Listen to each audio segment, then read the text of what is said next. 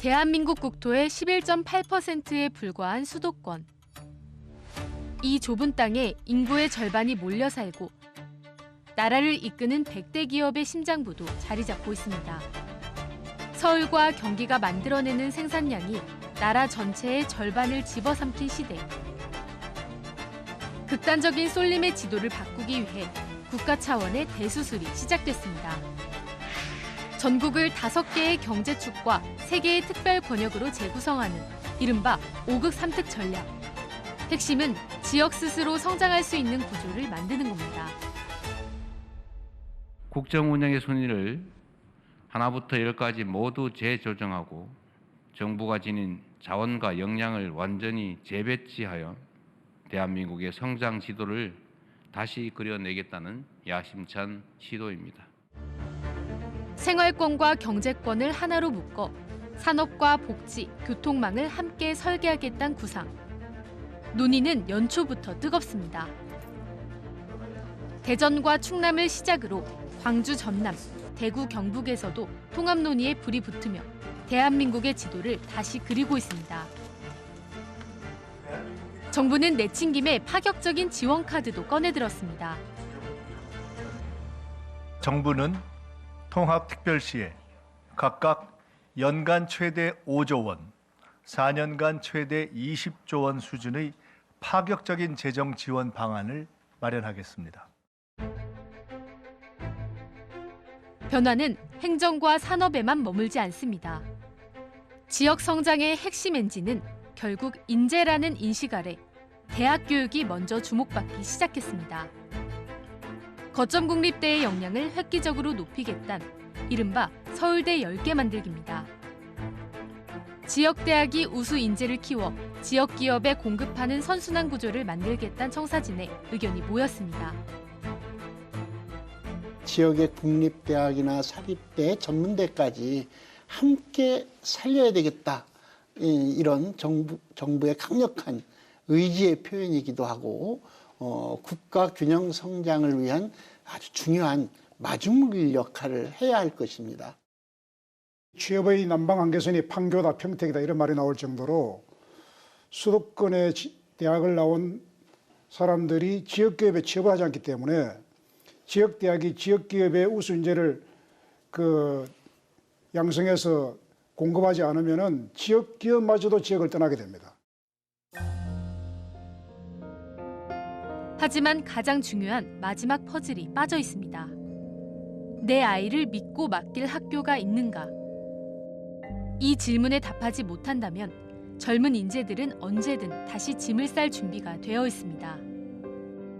그런데 모든 배움의 출발점인 초중고 현장은 지금 지역 소멸의 시계가 가장 빠르게 돌아가는 곳이기도 합니다.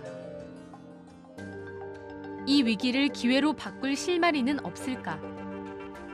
취재진은 교육부의 정책연구 보고서에서 하나의 대안을 찾았습니다. 가칭 지역 명품학교. 인구 감소 지역의 작은 학교들을 하나로 묶어 교육과 문화, 복지가 결합한 거점 학교로 재편한다는 구상입니다. 구체적인 수치도 제시됐습니다. 앞으로 5년 동안 전국 100개 학교를 지정해 한 곳당 최대 500억 원, 모두 5조 원의 예산을 투자한다는 방침입니다. 초중고등학교 기준으로는 역사상 유례 없는 규모입니다. 작은 학교들을 힘겹게 유지만 하는 대신 선택과 집중을 통해 교육 여건을 대도시 수준으로 끌어올리겠다는 전략인데 사실상 10년 만에 돌아온 통폐합 정책입니다. 이렇게 합쳐진 학교는 지역 산업이나 미래 기술과 연계해 탄력적인 교육 과정을 운영하게 됩니다. 지역의 교육력을 제고시켜서 지역이 같이 살아야 된다. 명품학교든 거점학교든 이쪽에 더 힘을 실어줄 거고 교육뿐 아니라 특교에서도 더 밀어줄 거다. 그래서 확실히 어떤 지역에서는 이 학교는 정말로 나중에 살아남아서 잘 운영이 돼야 된다. 이미 변화의 파도를 먼저 탄 곳이 있습니다. 전북 부안의 하서초등학교. 인근의 작은 학교 3곳을 합쳐 지난해 문을 연 이곳엔 친환경 유리온실과 현대식 도서관이 들어섰습니다. 예산과 인력이 집중되자 대도시 부럽지 않은 특화 교육도 가능해졌습니다.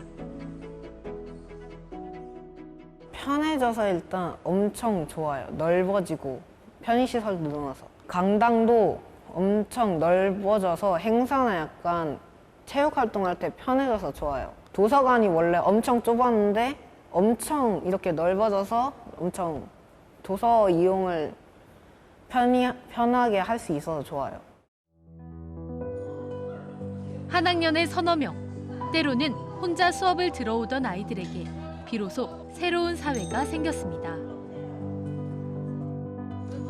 야, 애벌레 나왔다.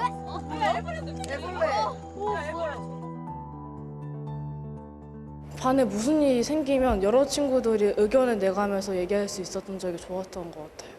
일단 의견이 많이 나오지 않다 보니까 좋은 해결 방안을 찾지 못했고, 새 학교를 하나로 모으기까지 14년이란 준비가 필요했습니다.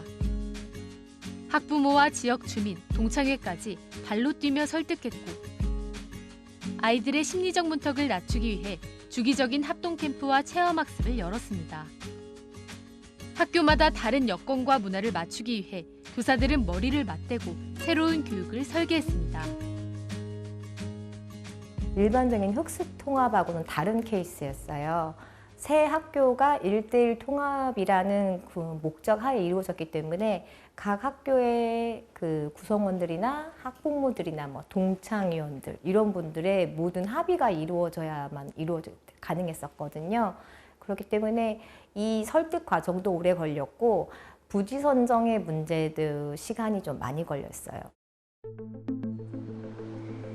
하지만 여전히 대부분 지역에서 학교 통폐합은 풀기 힘든 난제입니다. 학교는 단순한 교육기관을 넘어 지역 사회의 돌봄과 문화, 추억이 깃든 공간이기 때문입니다. 결국 지역의 실정을 고려한 탄력적 설계가 중요합니다. 좋은 교육과정과 물리적 환경도 중요하지만 결국 운영 주체의 협력이 유기적으로 맞물려야 성공할 수 있습니다. 예전처럼 관주도형으로 학생 수 몇 명 이하는 모두 통폐합 이렇게 가는 방식은 좀 어려울 거라고 봐요. 물론 이제 학령 인구가 감소하고 있는 건 분명히 맞긴 맞는데 학생 수 몇 명 이하 그 지역에 살고 있는 학생들의 지리적, 환경적 여건에 대한 그리고 교육적 여건에 대한 고려 없이 그냥 기준 이하면 통폐합 이거는 좀 옳지 않다고 생각을 하고요.